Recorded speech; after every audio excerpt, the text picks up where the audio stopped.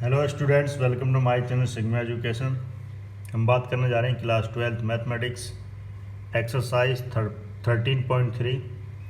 इसमें जो हम क्वेश्चन करेंगे क्वेश्चन नंबर 8 से लेके क्वेश्चन नंबर 14 तक हम इसमें करेंगे इस वीडियो में। इससे पहले वाली वीडियो में हमने क्वेश्चन नंबर 1 से 7 तक कंप्लीट करा दिए हैं। क्वेश्चन नंबर 8 है हमारे पास, find the equation of the plane. हमें प्लेन की इक्वेशन निकालनी है with intercept 3 on y axis पर and parallel to the z O x plane. ठीक है, पहले खुद ट्राई करेंगे, बाद में सॉल्यूशन देखेंगे। बहुत इजी क्वेश्चन है, इसमें ज़्यादा कुछ है भी नहीं। देखो, अगर हम बनाते हैं यहाँ पर कोऑर्डिनेट सिस्टम 3D में, ये हमारे पास है x, ये हो गया y, ये हो गया z। ठीक है, वो बोल रहा है जो इंटरसेप्ट है y पर है इंटरसेप्ट। सपोज करो यहाँ पर से यहाँ की जो डिस्टेंस है वो 3 यूनिट है, और वो बोल रहा है जेड ओ एक्स प्लेन। जेड ओ एक्स प्लेन कौन सा होगा? ये ओरिजिन है। अगर हम इस तरह से बनाते हैं, ये जो प्लेन होगा ये होगा जेड ओ एक्स प्लेन। यहाँ पर y की वैल्यू क्या है? 0। y की वैल्यू क्या होगी यहाँ पर? 0। तो हमें इसी के पैरेलल जो है, इसी के पैरेलल हमें निकालना है प्लेन की इक्वेशन जो इसके पैरेलल होगा। उस प्लेन की इक्वेशन किसके? जो जेड ओ एक्स वाई प्लेन है, जेड ओ एक्स प्लेन है, उसके पैरेलल प्लेन होगा। लेकिन जो इंटरसेप्ट है 3 यूनिट, इसकी जो इक्वेशन बनेगी हमारे पास वो होगा y इजिकल टू 3। यही आंसर होगा इसका। ठीक है, वैसे प्लेन की इक्वेशन होती है a x plus b y plus c z equal to d, है ना। ये क्या है? Equation of plane. लेकिन इस कंडीशन में जो इसके पैरेलल हो और इंटरसेप्ट जो है उसकी 3 यूनिट है ऑन वाई एक्सिस पर, इस केस में जो प्लेन की इक्वेशन आएगी y इज इक्वल टू 3, ये इसका आंसर होगा। Question number 9, find the equation of plane through the intersection of the planes. ये प्लेन की इक्वेशन दे रखी है, एंड पॉइंट हमें दे रखा है। देखिए, यहाँ पर 2 प्लेन दे रखे, उनके इंटरसेक्शन से जो प्लेन बनना है उसकी हमें इक्वेशन निकालनी पड़ेगी, और वो प्लेन इस पॉइंट से भी पास होना चाहिए। आप लोग जानते हैं, जब 2 प्लेन इंटरसेक्ट करते हैं इस तरह का, ये हमारे पास 2 प्लेन, हम इसको मान लेते हैं, एक प्लेन ये है, एक प्लेन ये है। ये इसका इंटरसेक्शन लाइन है, इन दोनों प्लेन की इंटरसेक्शन ये लाइन है। इसको मान लेते हैं पाई 1 प्लेन, इसको मान लेते हैं पाई 2 प्लेन। इस प्लेन से जो पास होंगे, इनफाइनाइट नंबर ऑफ प्लेन पास होंगे। इस प्लेन उससे इनफाइनाइट नंबर ऑफ प्लेन पास होंगे। ठीक है, तो यहाँ पे हमें जो निकालनी होगी, हमें ऐसे प्लेन की इक्वेशन निकालनी होगी, एक पर्टिकुलर प्लेन की जो इस पॉइंट से पास हो रहा हो। देखो यहाँ पर पॉइंट गिवन है, तो इस पॉइंट से तो एक ही प्लेन पास होगा। ठीक है, बट इन दोनों के इंटरसेक्शन जो प्लेन पास हो रहे हैं वो तो क्या है? इनफाइनाइट है ना, बहुत सारे प्लेन पास हो रहे हैं। Family of plane passing through the intersection of 2 given plane. ठीक है, लेकिन हमने मान लिया ये इस पॉइंट से पास ये वाला प्लेन होगा, तो यहाँ पर हमने मान लिया ये पॉइंट है कोई A 2 2 1। जब इसने कंडीशन दे दी इस पॉइंट से पास होना चाहिए, तो हमें पर्टिकुलर प्लेन मिल गया, इस प्लेन की हमें इक्वेशन चाहिए। ठीक है, चलिए, समझ में आया क्या करना है? कहानी समझ में आई, वो ज़रूरी है। ठीक है, पाई 1 प्लेन की इक्वेशन हमें दे रखी है 3x minus y plus 2z minus का 4 is equal to 0। Pi 2 plane की हमें इक्वेशन गिवन है, दूसरा plane x plus y plus z minus 2 is equal to 0। ठीक है, तो मैं यहाँ लिख देता हूँ, family of planes passing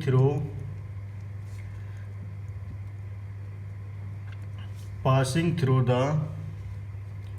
intersection of the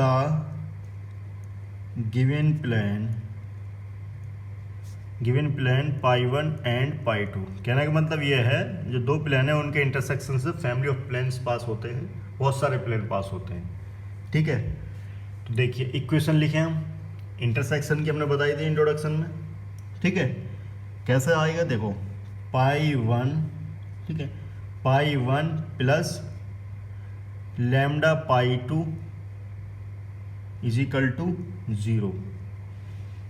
ये हम यहाँ पर करने जा रहे हैं। देखिए तो पाई 1 है हमारे पास 3x minus y plus 2z minus का 4 प्लस लैम्डा।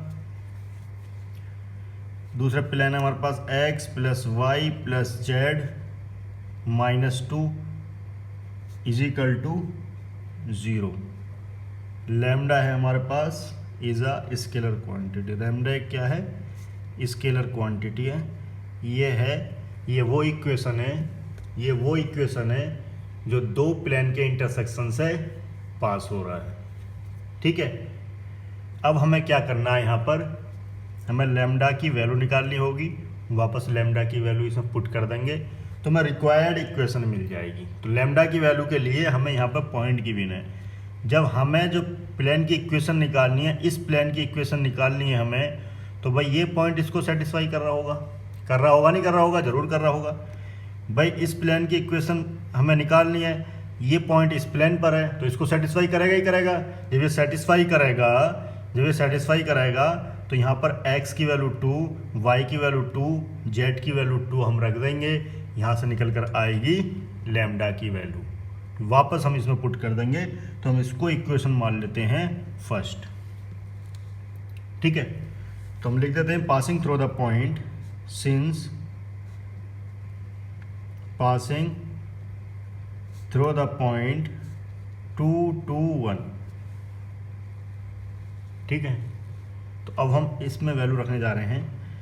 तो x की जगह आ जाएगा 2, 3 इंटू 2 माइनस वाई की जगह 2 प्लस 2, z की वैल्यू 1 माइनस 4 भी है, प्लस लैम्डा x की वैल्यू 2 प्लस y की वैल्यू 2 प्लस z की value 1 minus 2 is equal to 0।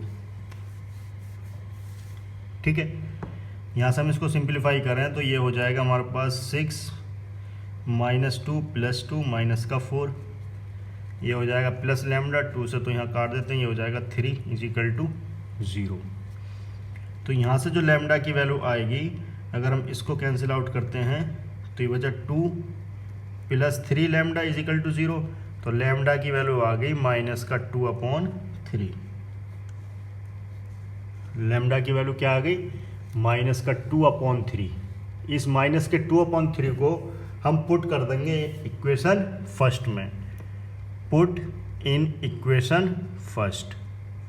ठीक है, तो हमारे पास है 3x माइनस का y प्लस 2z माइनस का 4, लैम्डा की वैल्यू रखी माइनस का 2/3, x plus y plus z minus 2 is equal to 0। इसको हम रिड्यूस कर लेंगे तो हमें उस प्लेन की इक्वेशन मिल जाएगी जो दो प्लेन के इंटरसेक्शन से पास हो रहा है। ठीक है, तो यहाँ से देखें हम इसको कर लेते हैं, एलसीएम ले लेते हैं 3।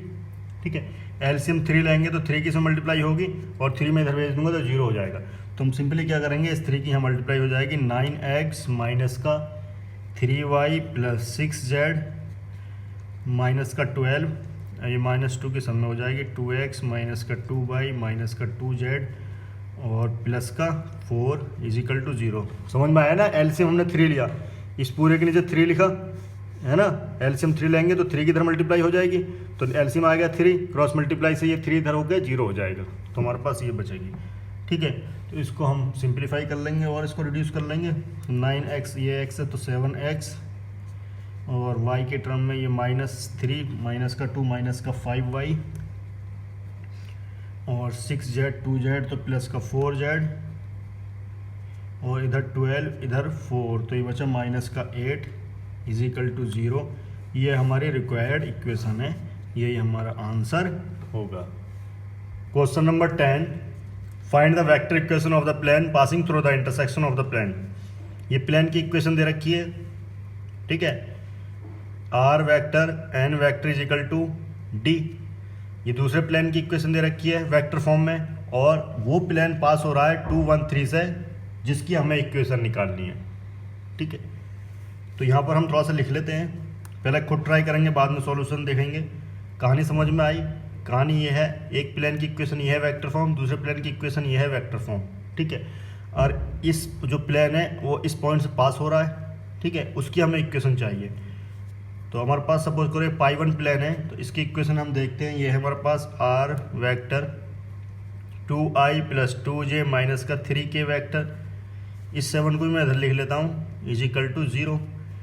पाई 2 प्लेन की इक्वेशन है r vector 2i plus 5j plus 3k, इस 9 को हम पहले लिख लेते हैं, इज इक्वल टू 0। माइनस के हो जाएगा, जब इधर आएगा तो ये माइनस के हो जाएंगे, ठीक है।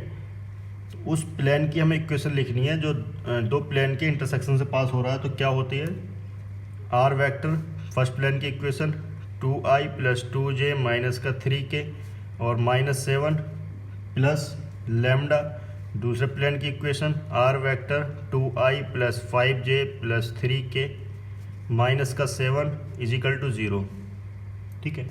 यही तो है हमारे पास इंटरसेक्शन ऑफ टू प्लेन, ठीक है। अब यहाँ से हमें क्या करना है, इस इक्वेशन को हम फर्स्ट मानेंगे। लेमडा की वैल्यू कैसे निकलेगी, लेमडा की वैल्यू ये पॉइंट दिए गए हैं, ये प्लेन इस पॉइंट से पास हो रहा है, जब ये प्लेन इस पॉइंट से पास हो रहा है तो इस पॉइंट को सेटिस्फाई करेगा ही करेगा, है ना। तो हम लिख देंगे पासिंग थ्रू द पॉइंट 2 1 3, ठीक है।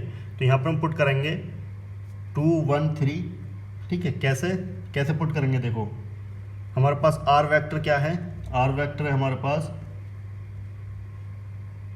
2i, यहाँ से आर वेक्टर मिलेगा हमें 2i plus j plus 3k, ठीक है। यहाँ से हमें आर वेक्टर मिल गया, इस आर वेक्टर को हम यहाँ पर पुट करेंगे तो हमें लेमडा की वैल्यू मिल जाएगी, ठीक है। बाकी वैसे कैसे होता है, इसको कार्टेशियन फॉर्म में कन्वर्ट करते हैं एक्स वाई जेड की फॉर्म में, क्योंकि हमें पता है आर इजिकल टू क्या होगा, आर इजिकल टू हमें मिलेगा एक्स आई प्लस वाई जे प्लस जेड के, ठीक है। तो यहाँ पर हमने तो एक्स वाई जेड की तो वैल्यू रखी है, क्लियर। तो यहाँ पर हम क्या रखेंगे, जो रिजल्टेंट वेक्टर है आर वेक्टर है, जहाँ से पोजीशन वेक्टर से निकल कर आया है, उसकी हम वैल्यू पुट कर देंगे। तो आर की जगह हम क्या रखेंगे, ये तो ये हो जाएगा हमारे पास 2i plus j plus 3k dot 2i plus 2j minus का 3k, ठीक है। और हमारे पास माइनस का 7 यहाँ पर है, उसके बाद आएगा प्लस लेमडा, आर वेक्टर की वैल्यू रख देंगे 2i plus j plus 3k dot, ये हो जाएगा 2i प्लस 5j प्लस का 3k, और यहाँ पर हमारे पास -9 है ना ये, हाँ, माइनस का 9 इज इक्वल टू 0, ठीक है। तो थोड़ा नेक्स्ट स्टेप बढ़ाते हैं हम आगे। यहाँ से देखो कैसे निकल कर आएगा, अगर हम इसको करते हैं डॉट प्रोडक्ट निकालते हैं, इनका डॉट प्रोडक्ट निकालते हैं हम, तो कितना हो जाएगा, 2 दूनी 4 और ये हो जाएगा +2, 3 तिया 9 माइनस का 7, ठीक है। इधर आ गया प्लस लेमडा, यहाँ से डॉट प्रोडक्ट निकालेंगे तो 2 की 2 में मल्टीप्लाई होगी 4 और 1 में 5 की होगी तो 5 प्लस का 3 क्या होगी +9 माइनस का 9 इज इक्वल टू 0। 9 से 9 कैंसिल हो गया, तो इधर तो आ गया हमारे पास प्लस में 9 लेमडा, और यहाँ से हो जाएगा हमारे पास ये होगा 6 माइनस का 10, ये हो जाएगा माइनस का 10 इज इक्वल टू 0। तो लेमडा की वैल्यू आ गई 10/9, लेमडा की वैल्यू आ गई 10/9। इसको हम पुट करेंगे इक्वेशन फर्स्ट में, पुट इन इक्वेशन फर्स्ट, ठीक है। तो ये हो जाएगा हमारे पास r vector 2i plus 2j minus का 3k -7, लेमडा की वैल्यू है 10/9, और ये हो जाएगा 2i, आर वेक्टर है हमारे पास है ना, r vector 2i plus 5j plus 3k minus का 9 इज इक्वल टू 0, ठीक है। यहाँ तक हो गया। अब देखो यहाँ से क्या करेंगे, 9 एलसीएम लेंगे, तो यहाँ तो 9 है नहीं, इसमें पूरे मल्टीप्लाई होगी, है ना, 9 ऊपर नीचे मल्टीप्लाई कर लेंगे, एलसीएम लिया 9, इधर से जाने के बाद 9 क्या हो जाएगा 0, तो 9 की इसमें मल्टीप्लाई हो जाएगी।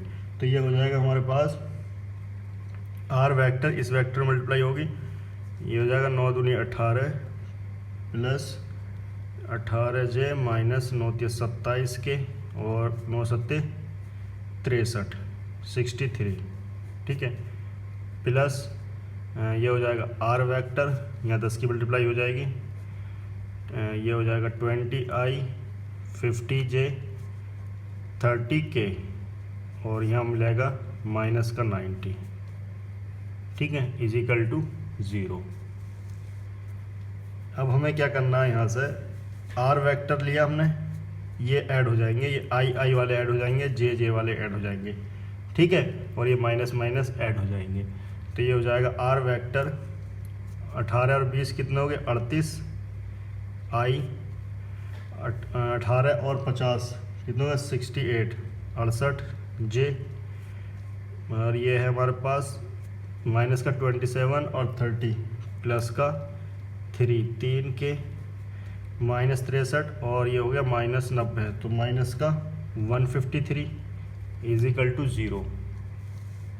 इस 153 को हम इधर ले जाएंगे तो ये मिल जाएगा, ये वेक्टर फॉर्म मिलेगी 38 plus 68j 38i plus 3k is equal to 153।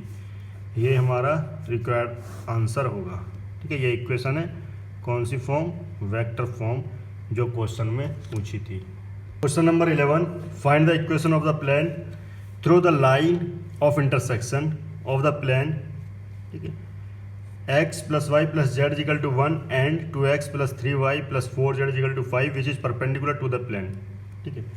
हमें जो है इक्वेशन निकालनी है प्लेन की, जो इंटरसेक्शन ऑफ टू प्लेन से जो लाइन है उससे प्लेन जो बनना है, ठीक है।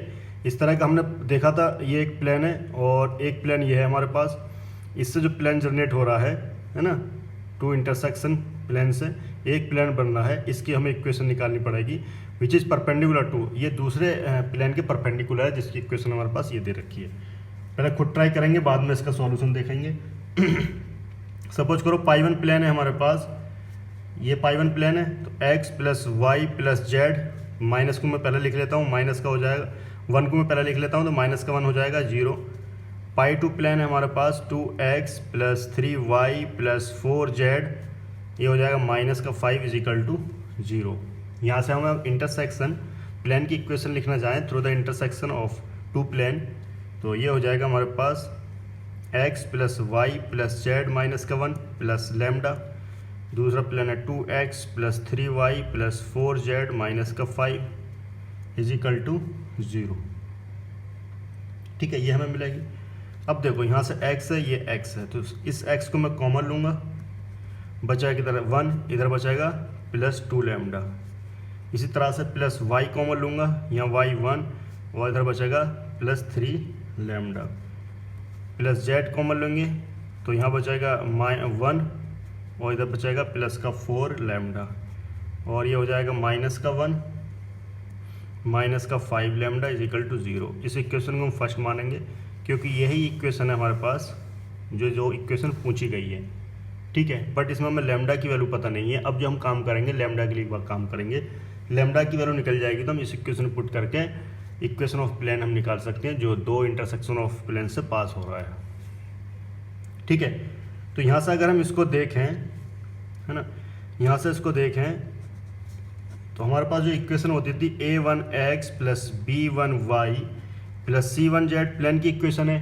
यहाँ पे a1 b1 और c1 ये क्या है, DRS है, इसके डायरेक्शन रेशो, ठीक है, हम पहली बात कर चुके हैं।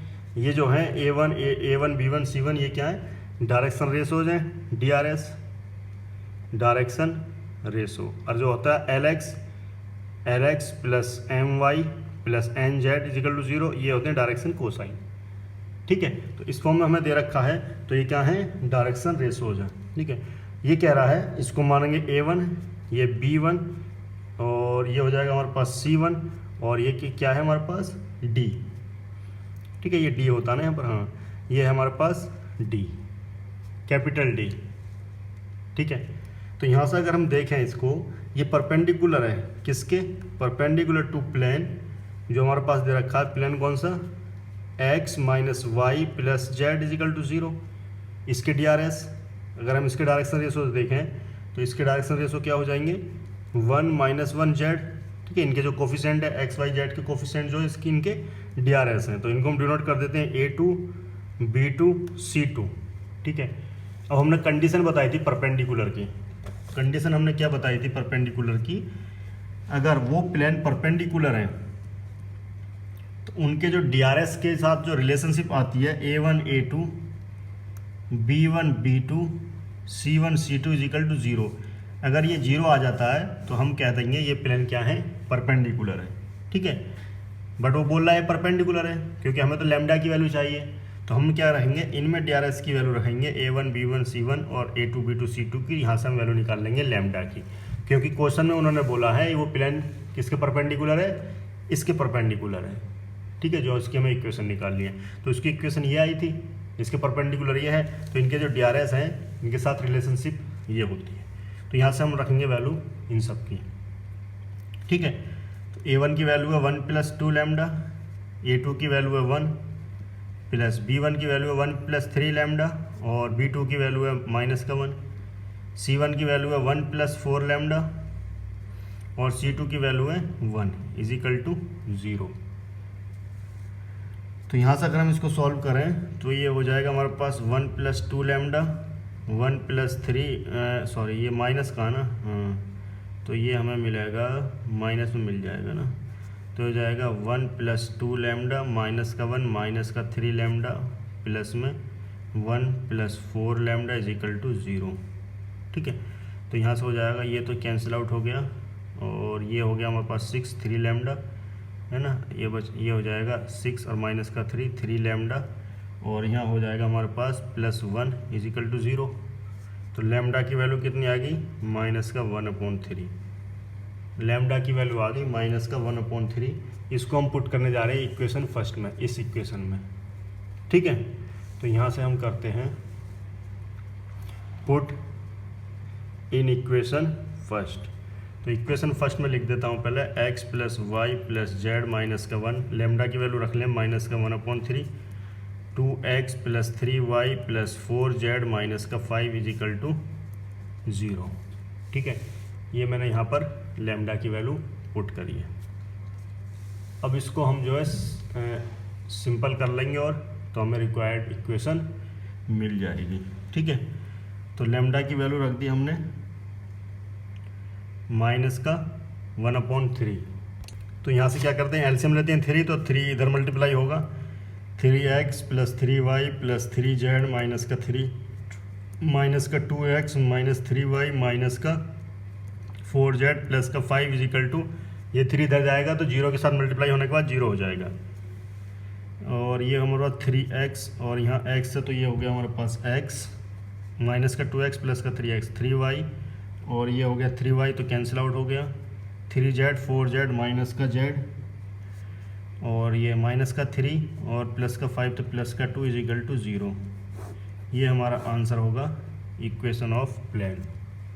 Question number 12, find the angle between plane whose vector equation are. Vector equation हमें दी गई है दो प्लेन की, इनके बीच में हमें एंगल निकालना है। ठीक है, अगर हम कंपेयर करें इनको इक्वेशन को, r vector n vector equal to d1, n1 लेते हैं, दो प्लेन है यहाँ पर, तो ये हो जाएगी हमारे पास d1 और ये r vector n2 vector equal to d2। ठीक है, तो हमारे पास जो एंगल होता है वो होता है cos theta equal to absolute value n1 और n2 का डॉट प्रोडक्ट अपॉन में n1 वेक्टर n2 वेक्टर, इनकी हमें एब्सोल्यूट वैल्यू निकालनी होगी। ये फार्मूला होता है एंगल बिटवीन टू प्लेन का। ठीक है, चलिए, तो यहाँ से अगर कंपेयर करें n1 वेक्टर कितना आया हमारे पास 2i 2j -3 के और n2 वेक्टर आ गया हमारे पास 3i -3j +5 के। यहाँ से अगर हम इसका मैग्नीट्यूड निकालें n1 वेक्टर का, वो हो जाएगा 2 का स्क्वायर 4 2 का स्क्वायर 4 -3 का स्क्वायर 9, तो ये हो जाएगा हमारे पास 17। ठीक है, √17। इसी तरह से अगर हम इसका निकालेंगे n2 वेक्टर का मैग्नीट्यूड, तो ये हो जाएगा हमारे पास 3 का स्क्वायर 9 -3 का स्क्वायर 9, ये हो जाएगा 25। तो यहाँ से मिलेगा हमें 43।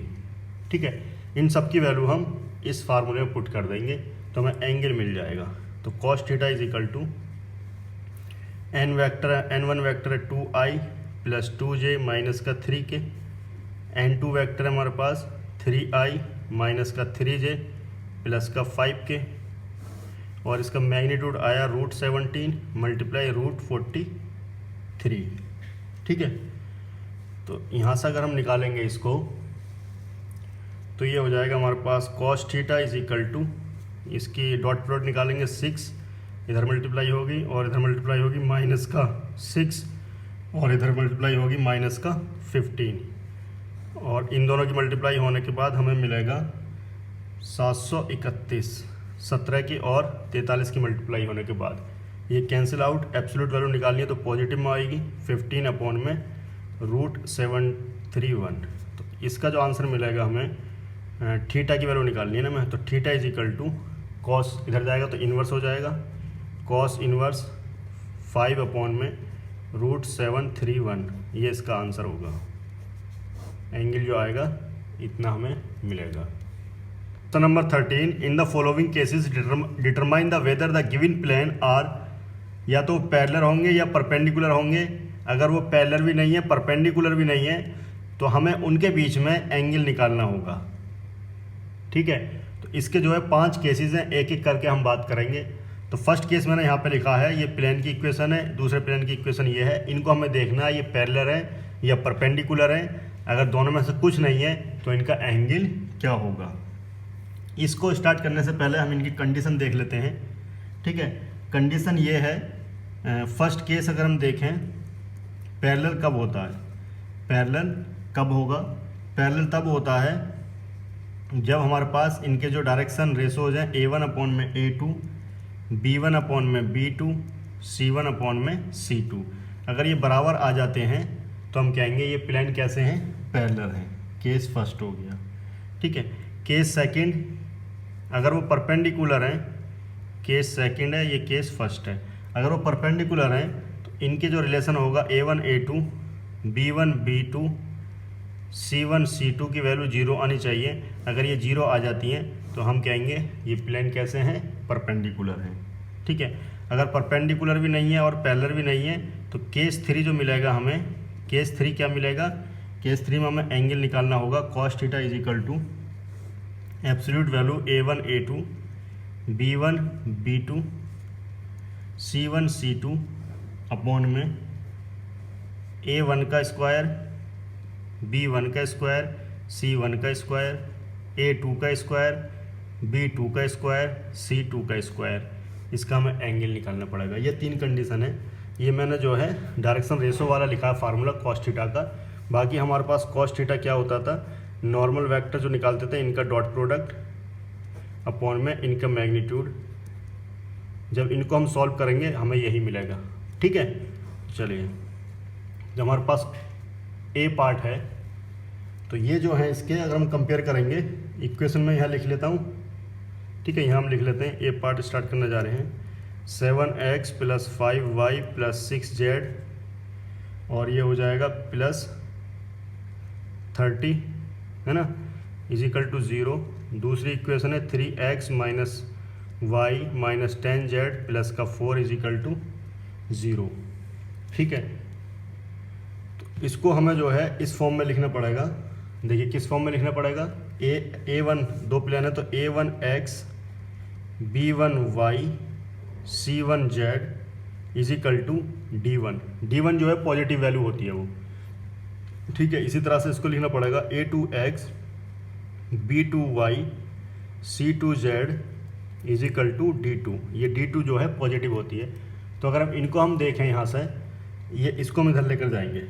ठीक है, इसको हम इधर लेकर जाएंगे, हमें ये पॉजिटिव चाहिए, तो इसको मैं इधर लेकर जाऊंगा तो नेगेटिव हो जाएगी, फिर नेगेटिव इधर लेकर आना पड़ेगा, तो सारी वैल्यू क्या हो जाएंगी, नेगेटिव हो जाएंगी। तो मैं डायरेक्ट लिख लूँ इसको इधर जाकर। ठीक है, सारी क्या हो जाएंगी, नेगेटिव हो जाएंगी। तो 30 को हम बाद में लिख लेंगे, कोई दिक्कत नहीं है। -7x - 5y - 6z is equal to 30, कोई दिक्कत नहीं हुई यहाँ तक। ठीक है, मैं इसको इधर ले गया, इधर को इसको इधर रखा, तो इसको बाद में लिख लिया, कोई दिक्कत नहीं होनी चाहिए। ये इसको इधर ले गए, माइनस को माइनस इधर भेज दिया, सारी टर्म जो है माइनस की होगी। इसी तरह से ये हो जाएगा माइनस का 3x माइनस और प्लस का हो जाएगा 10z इज इक्वल टू 4। यहाँ से अगर हम देखें a1 की वैल्यू कितनी आई माइनस का 7, a2 की वैल्यू माइनस का 3। ठीक है, a2 की वैल्यू क्या आई माइनस का 3। b1 की वैल्यू यहाँ से देखें b1 की वैल्यू माइनस का 5 और b2 की वैल्यू y का कोफिशिएंट कितना है 1। c1 की वैल्यू माइनस का 6 और c2 की वैल्यू 10। ठीक है, प्लस का 10। अब हम देखते हैं फर्स्ट केस पैरेलल का।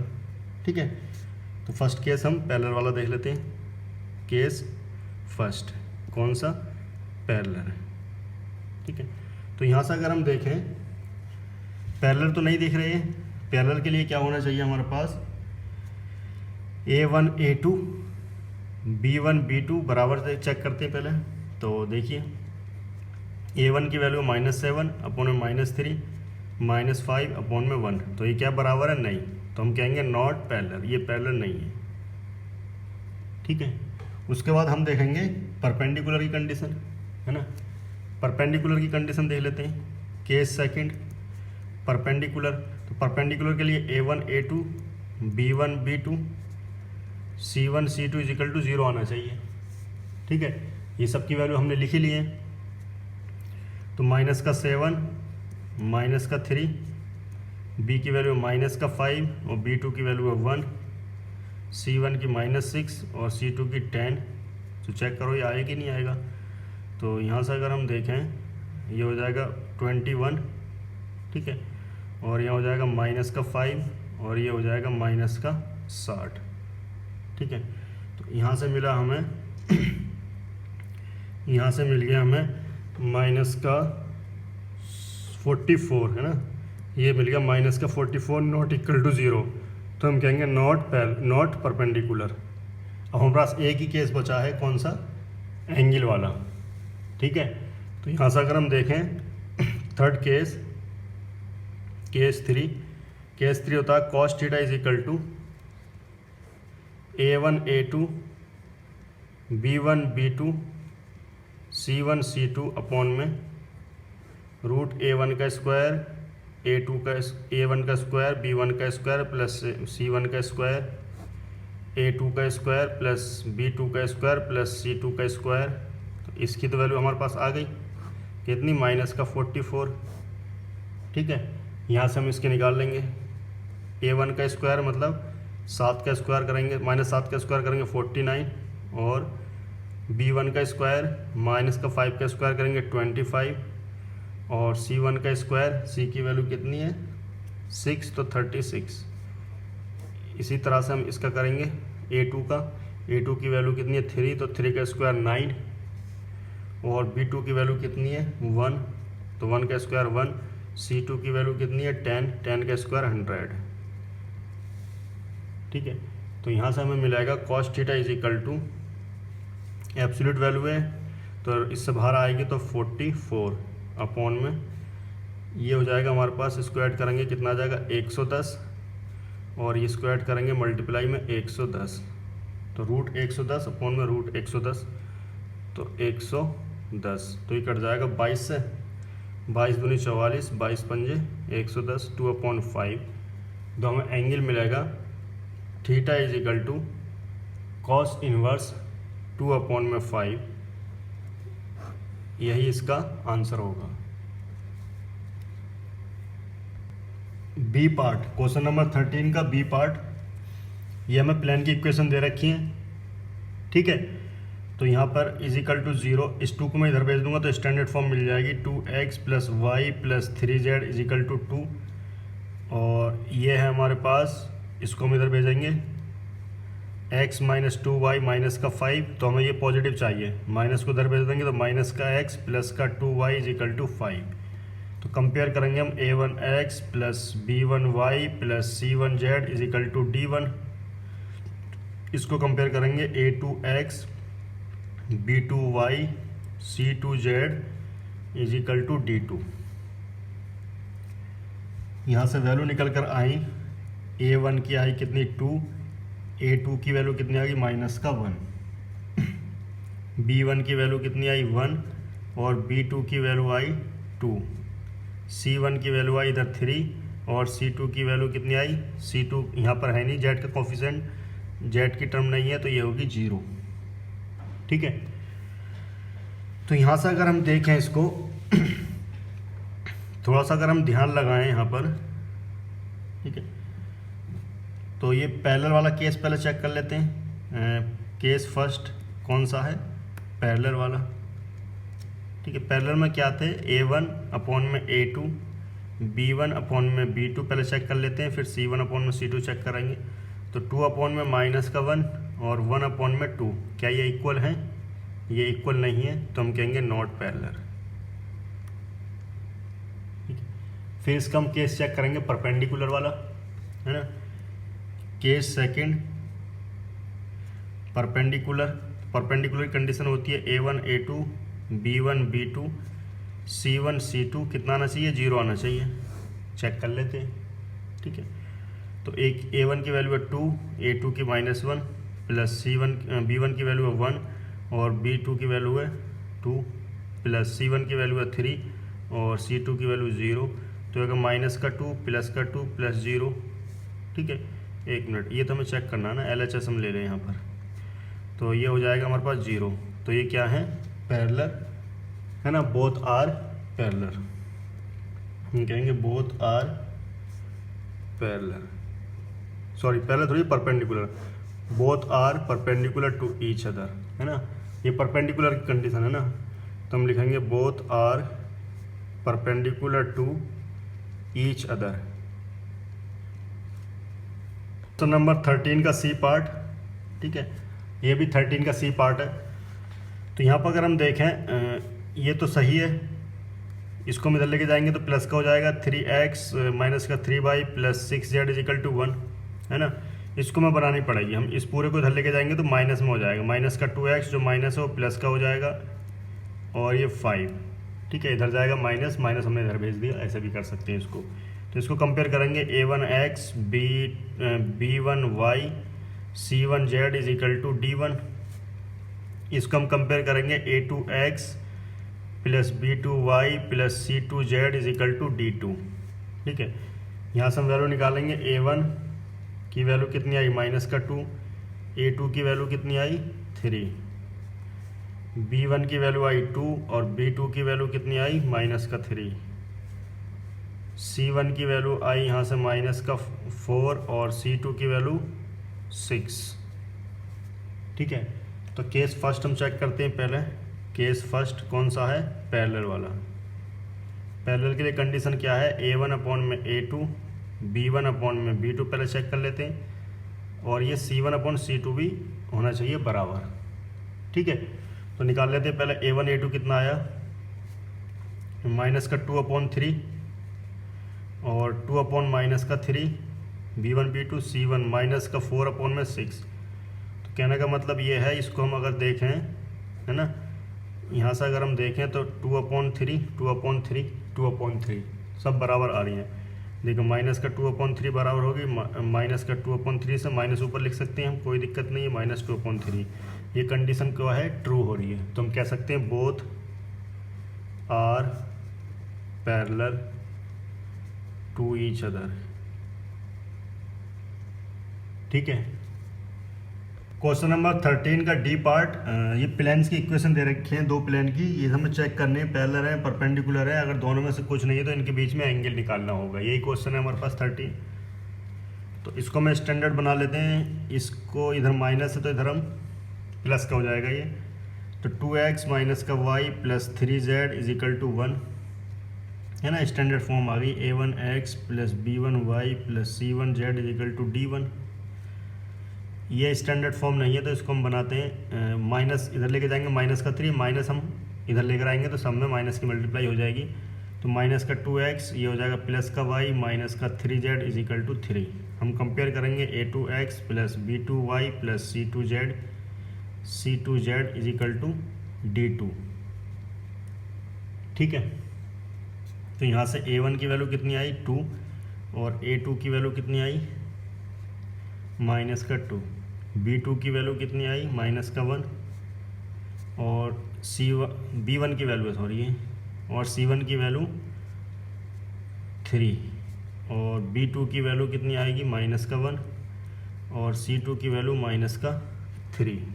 ठीक है, ये देखकर भी लग रही है कैसे हैं, पैरेलल हैं। देखो दोनों को देखो, इसको मैं ओपन में कर दूं, ये वैल्यू क्या आ रही है -1 देखिए A1 अपॉन में A2 की वैल्यू कितनी आई 2 अपॉन में -2 इजिकल टू -1।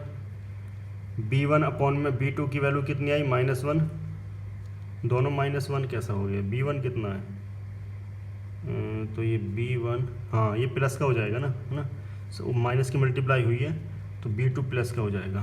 तो B2 प्लस का है, -1 अपॉन में +1 इजिकल टू -1। C1 अपॉन में C2 3 अपॉन में -3 इजिकल टू -1।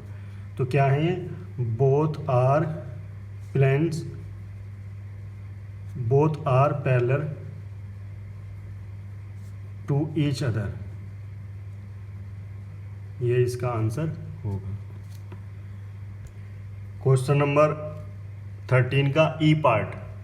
ठीक है, तो इसको मैं थोड़ा स्टैंडर्ड बनाना है, तो 4x + 8y + z is equal to 8, ये हो जाएगा y + z इजिकल टू 4। हमें कंपेयर करना a1x + b1y + c1z is equal to d1, a2x + b2y + c2z is equal to d2।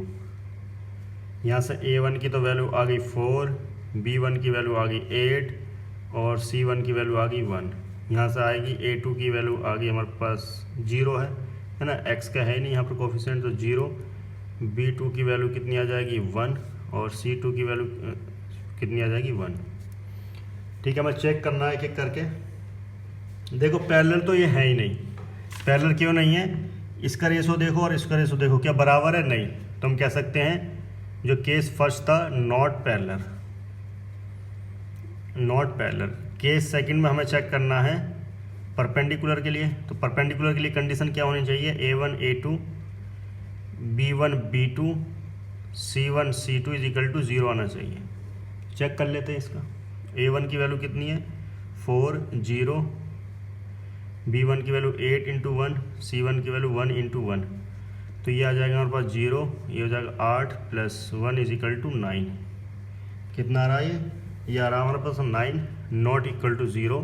तो हम कह सकते हैं नॉट पैरेलल, ना तो ये पैरेलल है और ना ये नॉट परपेंडिकुलर है, सॉरी ये नाम नॉट परपेंडिकुलर, तो ना तो ये पैरेलल है और ना ये परपेंडिकुलर है। तो उस केस में हम क्या करते हैं, इनके बीच में जो एंगल है वो हमें निकालना होगा। ठीक है, इनके बीच का जो एंगल है वो हमें निकालना होगा। तो एंगल का फार्मूला मैंने लिखवाया था जब पार्ट ए कर रहे थे हम, cos theta is equal to a1 a2 b1 b2 c1 c2 upon में स्क्वायर रूट a1 का स्क्वायर b1 का स्क्वायर c1 का स्क्वायर स्क्वायर रूट a2 का स्क्वायर b2 का स्क्वायर c2 का स्क्वायर, इनकी एब्सोल्यूट वैल्यू जो आएगी वो हमारे पास एंगल होगा। ठीक है, तो सबकी वैल्यू रख देते हैं। ये वैल्यू तो हमने कैलकुलेट कर ही रखी है, कितनी आई 9, तो ये हो जाएगा cos theta is equal to 9 upon में a1 की वैल्यू कितनी है यहाँ से 4, तो 4 का स्क्वायर रूट में 4 का स्क्वायर 16, और b1 की वैल्यू है 8, तो 8 का स्क्वायर 64, और c1 की वैल्यू है 1 का स्क्वायर 1। ठीक है, नेक्स्ट a2 की वैल्यू 0 तो 0, b2 की वैल्यू 1 का स्क्वायर 1, 1 का स्क्वायर 1, तो ये आया हमारे पास 9। ठीक है, इसको हमने ऐड करा तो कितना हो गया ये 81 रूट 81। एब्सोल्यूट वैल्यू से हमने बाहर निकाले, जो ये मॉडुलस लिखा है ये हमने हटा लिया, पॉजिटिव दे रखा तो कोई फ़र्क नहीं पड़ता, और √2, तो ये जाएगा 9 अपॉन में 9 √2, 9 से 9 कैंसिल 1 अपॉन √2। तो cos थीटा कितना आया, cos थीटा आया 1 अपॉन √2, तो 1 अपॉन √2 में किसकी वैल्यू होती है cos π/4 की, तो cos से cos कैंसिल हो गया है ना, तो थीटा की वैल्यू कितनी आ गई π/4, थीटा की वैल्यू π/4 या 45 डिग्री। ठीक है, ये आंसर होगा इसका। नंबर 14, 4 पार्ट हैं इसके, एक एक करके हम सॉल्व करेंगे। In the following cases find the distance of each of the given point from the corresponding given plane. Planes है, इस पॉइंट की जो दूरी है, जो डिस्टेंस है, वो क्या होगी। ठीक है, इधर पॉइंट्स दे रखे हैं, इनके करस्पॉन्डिंग प्लेन हमें दे रखे हैं। ठीक है, तो मैंने जो पॉइंट गिवन है उनको मानते हैं हम x1 y1 z1, और जो प्लेन की इक्वेशन है ये इसकी स्टैंडर्ड फॉर्म होती है। ठीक है, तो इस केस में पहले हम बात करेंगे कार्टेशियन में डिस्टेंस का फार्मूला क्या होता है। कार्टेशियन में डिस्टेंस का फार्मूला जो होता है वो क्या होता है, देखिए एब्सोल्यूट वैल्यू ax1, ठीक है, a की वैल्यू 3 है, x1 की वैल्यू 0, ठीक है, plus by1 plus cz1 minus D upon में स्क्वायर रूट में a1 का स्क्वायर, a तो नहीं लिया हमने, a का स्क्वायर, b का स्क्वायर, c का स्क्वायर, ये इसका फार्मूला होता है। ठीक है, कब, जब कोई पॉइंट गिवन है हमारे पास a पॉइंट है x1 y1 z1, ठीक है, एंड प्लेन हमारे पास गिवन है ax plus by plus cz equal to d. इस केस में कार्टेशियन फॉर्म में जो डिस्टेंस फार्मूला यह होता है। ठीक है, तो ए हम देखते हैं, यहाँ पर पॉइंट हमें दे रखे हैं और प्लेन हमें दे रखा है। ठीक है, तो डिस्टेंस हमें निकालनी होगी। इसकी फार्मूला क्या बताया था हमने डिस्टेंस का, दोबारा मैं लिख देता हूँ, absolute value ax1 by1 cz1 minus का डी अपॉन में स्क्वायर रूट में a का स्क्वायर प्लस b का स्क्वायर प्लस c का स्क्वायर। ठीक है, यहाँ से d की वैल्यू कितनी आई हमारे पास 3, और a की वैल्यू हमारे पास 4 है, b की वैल्यू a की वैल्यू 3 है, b की वैल्यू -4, c की वैल्यू 12, और x1 y1 z1 क्या है 0। तो यहाँ से अगर हम इसका निकालें, देखो ये तो 0 हुआ, माइनस का 3, ठीक है, यहाँ पर आया माइनस का 3 अपॉन में a की वैल्यू क्या है 3 का स्क्वायर 9, b की वैल्यू क्या है -4 का स्क्वायर प्लस का 16, c की वैल्यू 12 का स्क्वायर 144। ठीक है, एब्सोल्यूट वैल्यू ले रहे हैं हम तो प्लस की 3 लेंगे, जो डिस्टेंस आएगी हमारे पास निकल कर वो आ जाएगी हमारे पास 3 अपॉन में, इनको ऐड करेंगे तो ये हो जाएगा हमारे पास 169। कितना हो जाएगा 169, ये किसका होता है, ये स्क्वायर होता है 13 का, तो ये हो जाएगा 3/13 यूनिट्स, ये हमारा आंसर होगा इसका। नंबर 14 का बी पॉइंट हमें गिवन है, प्लेन हमें दिया गया है, तो इस पॉइंट से लेके इस प्लेन की जो दूरी है, डिस्टेंस है, वो कितनी होगी। इसको हमें बनाना पड़ेगा ax plus by plus cz equal to d. D कैसा है, पॉजिटिव। अब देखो इसको मैं इधर लेकर आ रहा हूँ, माइनस का हो गया, इस माइनस को मैं इधर लेकर आऊँगा तो सारी टर्म में इसमें माइनस की मल्टीप्लाई हो जाएगी, तो माइनस का 2x माइनस जो प्लस का हो जाएगा, और माइनस का 2z इजिकल टू 3। ठीक है, यहाँ से कंपेयर कर लेंगे हम, तो डी की वैल्यू क्या है, यहाँ पर डी की वैल्यू है हमारे पास 3, और ये है हमारे पास जो गिवन पॉइंट है x1 y1 z1। इस केस में मैंने डिस्टेंस का फार्मूला क्या बताया था, एब्सोल्यूट वैल्यू निकालनी है ax1 by1 cz1 माइनस का डी अपॉन में स्क्वायर रूट a का स्क्वायर, b का स्क्वायर, c का स्क्वायर। ठीक है, देखिए तो यहाँ से अगर हम देखें a की वैल्यू कितनी है -2 और x1 की वैल्यू 3, तो -2 और 3 की मल्टीप्लाई होगी तो कितना आएगा -6। b की वैल्यू कितनी है 1 और y1 की वैल्यू कितनी है -2, तो -2 में 1 की मल्टीप्लाई होगी -2। c की वैल्यू कितनी है -2, ठीक है, और z1 की वैल्यू कितनी है 1, तो -2 के साथ मल्टीप्लाई होगी -2, और माइनस डी की वैल्यू कितनी है 3 अपॉन में, देखिए a1 का स्क्वायर करेंगे हम तो 2 का स्क्वायर 4, 1 का स्क्वायर आ जाएगा 1, और c की वैल्यू 2 है -2 का स्क्वायर प्लस का 4। ये सब माइनस की टर्म में तो सारी ऐड हो जाएंगी, तो ये हो जाएगा हमारे पास कितना 8 10 13 माइनस का 13, ये हो जाएगा -9। ठीक है, तो एब्सोल्यूट वैल्यू निकाल लेंगे हम 13 अपॉन में स्क्वायर रूट 9 का हो जाएगा 3 यूनिट्स। ये हमारा आंसर मिलेगा। क्वेश्चन नंबर 12 का सी पार्ट, पॉइंट्स हमें दे रखे हैं और प्लेन हमें दे रखा है, तो इनके बीच में हमें डिस्टेंस निकालनी है। तो जो पॉइंट गिवन है x1 y1 z1, और इसको हमें कंपेयर करनी है ax plus b y plus c z is equal to d. ठीक, तो डिस्टेंस मैंने क्या बताया था, डिस्टेंस फार्मूला कार्टेशियन फॉर्म वाला हम यहाँ पर यूज़ करने जा रहे हैं। ax1 plus b y1 plus c z1 minus का डी अपॉन में स्क्वायर रूट ए का स्क्वायर प्लस बी का स्क्वायर प्लस सी का स्क्वायर।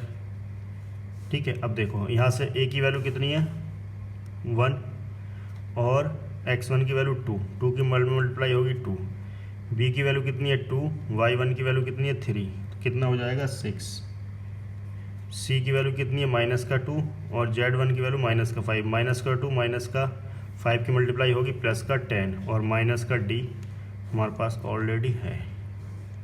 तो यहाँ से a का स्क्वायर हो जाएगा तो 1 का स्क्वायर 1, b का स्क्वायर होगा 2 का स्क्वायर 4, c का स्क्वायर होगा -2 का स्क्वायर, कितना हो जाएगा 4। ठीक है, तो यहाँ से वैल्यू आएगी पॉजिटिव ही, तो ये हो गया हमारे पास 9। ठीक है, अपॉन में कितना आ जाएगा 9 रूट 9, तो रूट 9 की वैल्यू कितनी होती है 3, तो ये कट गया, यहाँ पर होगा 3 यूनिट। जो आंसर आएगा हमारे पास ये आंसर सही होगा। तो नंबर 14 का डी पार्ट, तो इस एक्सरसाइज का लास्ट क्वेश्चन है ये। पॉइंट हमें गिवन है और ये जो पॉइंट गिवन होते हैं इसको लेते हैं हम x1 y1 z1, और इसको हम थोड़ा स्टैंडर्ड फॉर्म बना लेते हैं। तो 2x माइनस का 3y प्लस 6z इधर जाएगा पॉजिटिव, इसको मैं कंपेयर करना ax plus by plus cz is equal to d से। ठीक है, तो इस केस में मैंने डिस्टेंस का फार्मूला जो हम यूज़ करते आ रहे हैं कार्टेशियन वाला, absolute value ax1 plus by1 plus cz1 minus का d अपॉन में स्क्वायर रूट में a का स्क्वायर प्लस b का स्क्वायर प्लस c का स्क्वायर इज इक्वल टू। ठीक है, तो यहाँ से अगर हम देखें a की वैल्यू कितनी है, a की वैल्यू 2 है और x1 की वैल्यू है माइनस का 6, तो 2 की और माइनस का 6 हो जाएगा तो माइनस का 12। यहाँ पर है b की वैल्यू कितनी है माइनस का 3, यहाँ पर 0, तो 0 हो गया। c की वैल्यू 6 है और z1 की वैल्यू 0, माइनस d की वैल्यू कितनी आ गई 2 अपॉन में a है हमारे पास 2 का स्क्वायर 4, b है हमारे पास -3 का स्क्वायर प्लस 9, c है हमारे पास 6 का स्क्वायर 36। ठीक है, यहाँ से अगर हम देखें तो माइनस का 14 एब्सोल्यूट वैल्यू लेंगे तो प्लस का 14, ये हो जाएगा हमारे पास 49। ठीक है, तो 14 अपॉन में स्क्वायर रूट में 49 की वैल्यू कितनी होगी 7, इससे कैंसिल आउट हो जाएगा 2 यूनिट। जो हमारा आंसर आएगा ये आंसर होगा 2 यूनिट।